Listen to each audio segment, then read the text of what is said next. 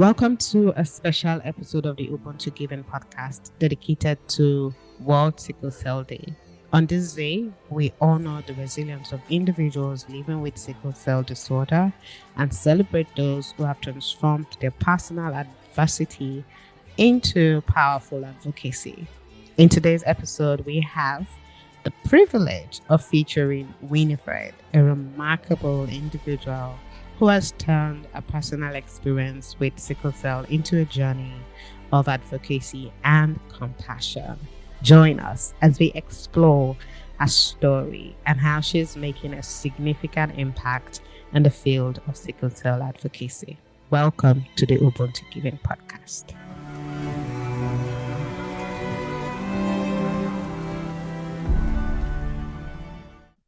Thank you so much for joining us on this inspiring episode. Today we are shining a spotlight on World Sickle Cell Day and the incredible work of Winifred, a true champion in the fight against sickle cell disease. Her story is one of strength, one of determination, and an unwavering dedication to improving the lives of individuals with the disorder.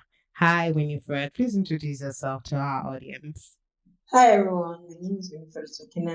I am a lawyer and I'm Chief Operations Officer of TonyMay Foundation. So TonyMay Foundation is an organization committed to the care, awareness and advocacy for people living with sickle cell disorder in Nigeria. It's a pleasure to be here. Thank you so much. Thank you so much, Winifred. I'm so glad I met you. And before we go, into the agenda of today, we have culture where we encourage everyone to share stories of generosity. So I want to ask you one question. If you had one superpower that could make this world a better place or could save our world, what would it be? If I had one superpower, I think I would improve the health and well-being of people generally, like make things better for everyone. Yes, so I think that's what my superpower would be. Make a world where everybody will live healthily and people will be able to, nobody will die needlessly. Yeah, nobody will die needlessly. So, a world where people will live healthily, less, no debt actually, and everybody will be satisfied. Yeah, that would be my superpower. Who is the most generous person you've met, and what makes that person the most generous person? Wow, that's tough. Most generous person. I don't think it's one person, right? I don't think it's one person. I will say my parents, and I will say my community, like around me, my church community. Yep. I'll say my parents, my family, and then my church community. Yeah. True. Okay. I'm surrounded by generous people. I can see It's that. really a That's compliment. amazing. Okay. Yes, yes. Um, Too I much. mean, thank God for being surrounded by such persons. Anyway, let's move on.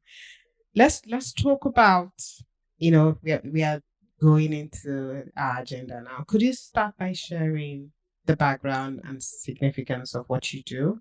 Sickle cell advocacy. Tell us about sickle cell disorder for those in our audience that may not have enough information, and then speak to your journey, in giving voice to this. Okay. So, sickle cell disorder is a genetic condition. It's a genetic disorder that affects the red blood cells. So you know how the normal shape of the red blood cell is round, like ball shape, like the shape of a coin. But in people living with sickle cell disorder, it's in form of a banana or moon shape. So instead of the blood flowing freely, it's act shape. So it doesn't flow freely like other like the cell, like the round red blood cells would do. And because of that, it causes pain to the red blood to the blood vessel. So that part, instead of the blood flowing, the cells flowing freely, they become constricted, and because they are trying to push, it causes pain in the body of the person. especially in the joints. And sometimes it leads to very excruciating pain called sickle cell crisis.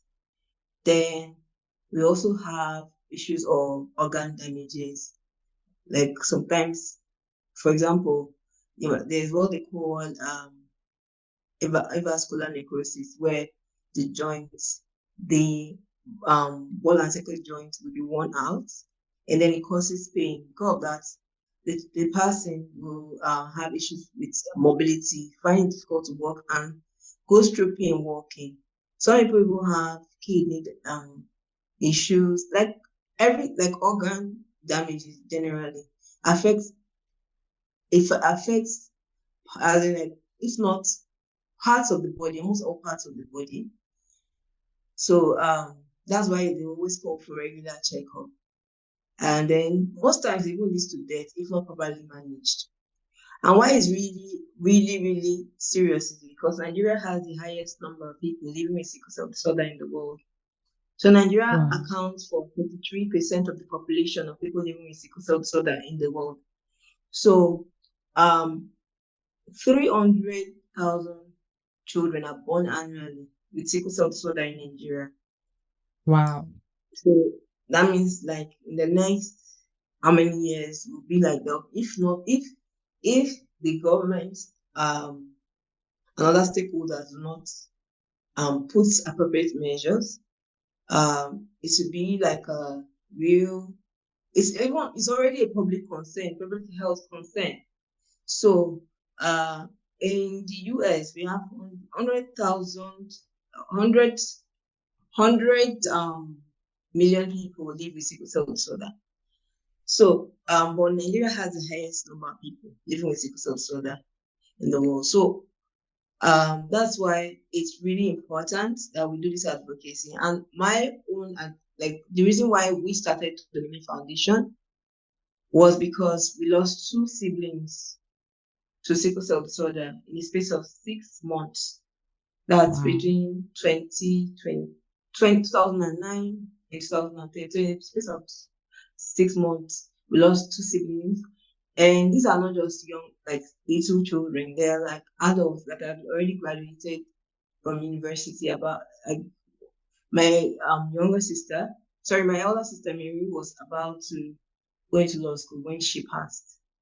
And Wow. yeah, and then my elder brother was about um was about to go into NYC, about to do his youth service before he passed. So we created TonyMay Foundation so that no family will experience what we went through.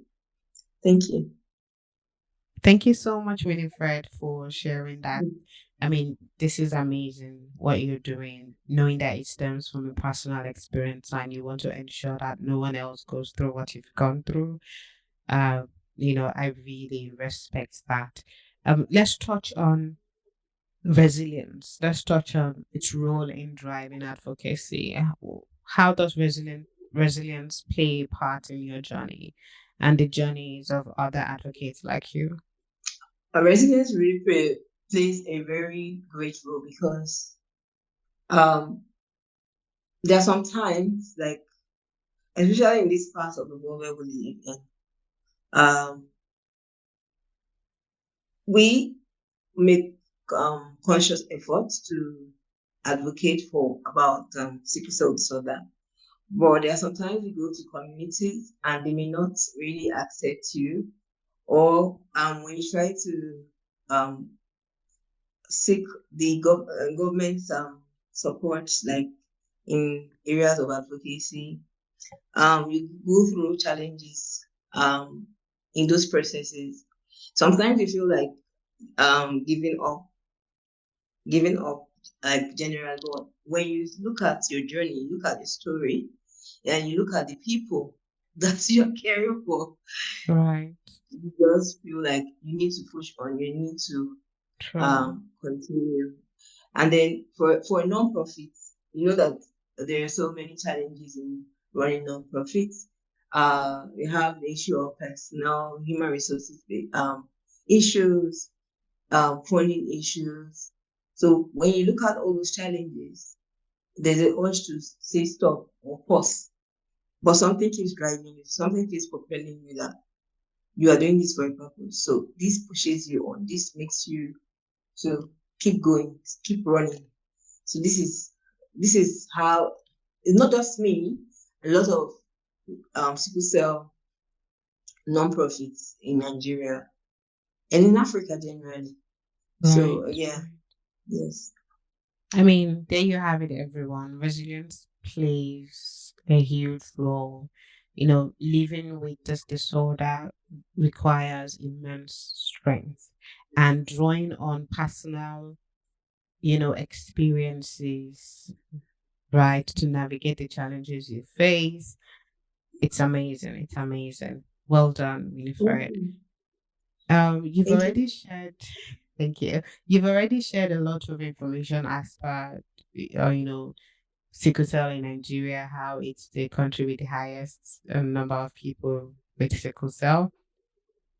How can individuals, get involved, and replicate what you're already doing in their communities? Great, very great question. So um, you can get involved by becoming a volunteer. You can be a sickle cell advocate for TonyMay Foundation or any other sickle cell organization in your community. Um, if while volunteering, you are joining in the advocacy for sickle cell disorder. Then you could also start up a sickle cell. Um, you could start up a sickle cell club in your community with 2 or 3 people. Gather. We already have a handbook that has information about sickle cell disorder. It's available on our website, www.foundation.org. So we already have resources. So if you can sign up to be a volunteer. You can also sign up to start up a sickle cell club, and we'll provide you with those resources that you could use to educate people in your community. With 2 or 3 people, you are great to go. Then you could also, some people don't need necessarily have to be the leg. Um, they could actually use their resources. They could donate towards the Tony Foundation's advocacy, and then through that, we can carry out more advocacy. We could care for more people, but get more medications for people living with sickle cell disorder. And then you could take part in our sickle cell summit, which is coming up on the 14th of September, um, 2023. That's this year. So there are so many ways you can join, be part of TonyMay Foundation's sickle cell advocacy, as well as sickle cell advocacies generally, sickle cell organizations in Nigeria generally. So yes, to be great to have you on board. Thank you so much. So I think this is like my okay, not my final question, but we're getting pretty close to the end of this podcast. Are there champions or supporters you would love to celebrate?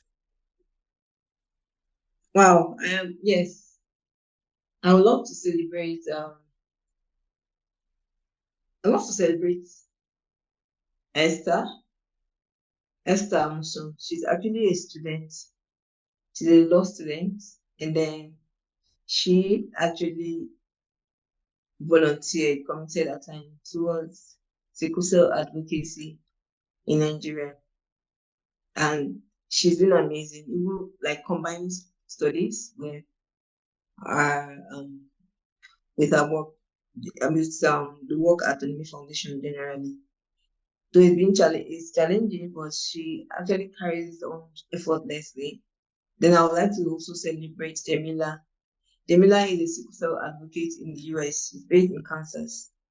She's a member of Red Owens Foundation, Sickle Cell Foundation. She um she's a Twitter advocate on sickle cell. So these are the voices that we need to celebrate. She actually amplifies sickle cell disorder on Twitter. So we need Wow. to yes. So we need to honor them, celebrate them because of the amazing work they do towards sickle cell disorder. Thank you so much, Winifred. My final question. As a movement builder, what is your vision for the future of generosity and philanthropy in the fight against, you know, sickle cell disorder across the continent? I looking at a future where the corporate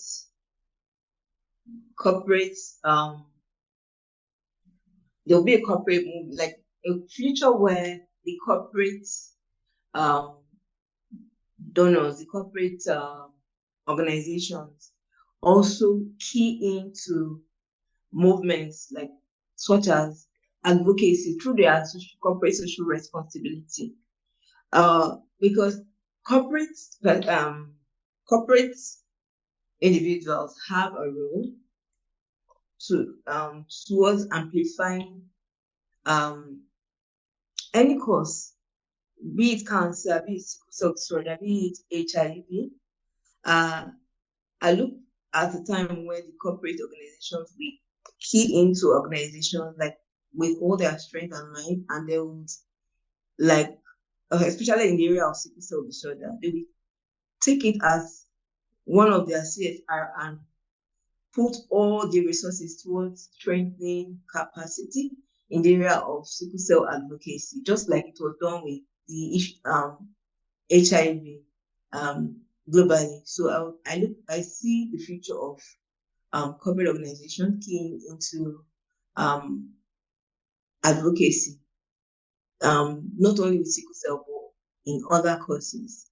And then I also look at where, like, causes such as sickle cell disorder, like, will not just be um they will not just be like a region based affair. It will be like a global movement where everybody will put all their resources towards ensuring that we all speak with one voice regarding sickle cell disorder. Yes, so this is where I look at, and this is the future of philanthropy, future of generosity. So I'm looking at not just individuals, I'm looking at corporate organizations keying into causes as well as um everybody, like, to globally keying into one cause and taking it as their own. This is what I'm looking at, like, in the nearest future. Amazing, amazing. And so we have come to the end of this podcast. Winifred, I want to thank you. Thank you so much for showing up, and sharing your story. Thank you so much. Now I'm thanking you, for taking Thank this on as an advocate, giving voice, to this you. disorder and ensuring, yes, empowering our youth as well. Well done. Thank So you very much. right. Earlier on, I asked you some questions about generosity, if you had a superpower, and if you know who the most generous person is in your life. So I'm going to give you an opportunity to ask me just one question. It doesn't have to be the questions I asked you, but if you have a question you want to ask me right away, I'm all ears. You have just one question. Okay. Yeah, okay. So I've not really thought about one, but let me see. So if you have like a challenge that you would like to solve, like you could solve it instantly, what would that be? Hmm. I think that would be the problem of sexual grooming. Okay. You see, so cross-generational sexual relationship is kind of tricky, especially in Nigeria. And I know you understand what I mean. Seeing as it's not child marriage, but it can lead to child marriage. It's not sexual Mm-hmm. assault or rape, but it could lead to these things. And we Okay. see that a lot of adolescents are being groomed into sexual relationships with men that are two, three, four, five, 6 times older than them, young children, Mm-hmm. teenagers, right? And most Yeah. times, when this adolescents find themselves that they've been tricked into this relationship, it becomes more difficult for them to speak up because they feel that they Yeah. consented to that relationship, right? And yeah, so Yeah. we are looking at how we can, reduce the rate of cross generational sexual relationship. And I am, let me not say we, this is something I'm really passionate about because I feel if we tackle this, we can tackle the rise of teenage pregnancies, unplanned pregnancies. We can Yeah. tackle the rise of HIV and AIDS prevalence among our youth and teenagers. We can Yeah. also tackle the rates of school dropout, and it could really significantly reduce child marriage and the occurrences of sexual assault. That's amazing. And that's a really great cause that we should continue to like speak about Thank you. because yeah, yeah. I look forward to hearing more about about yeah. I'm hearing it for the first time and that's really interesting. So I look forward to hearing more about sexual bullying. Okay. Yeah. Awesome. Thank you so Awesome. much. Yeah. Thank you so much. It's really Thank been you all nice for listening having to this. Sure. Thank you all for listening to this episode. We hope that you've been informed, you've been educated, and you've been inspired to create change in some way. Remember that through the power of storytelling and shared experiences, we can create a world, where generosity thrives and issues like the sickle cell disorder is better understood, individuals are supported, and advocacy efforts can lead to positive change. Thank you so much for listening and join us in our next episode.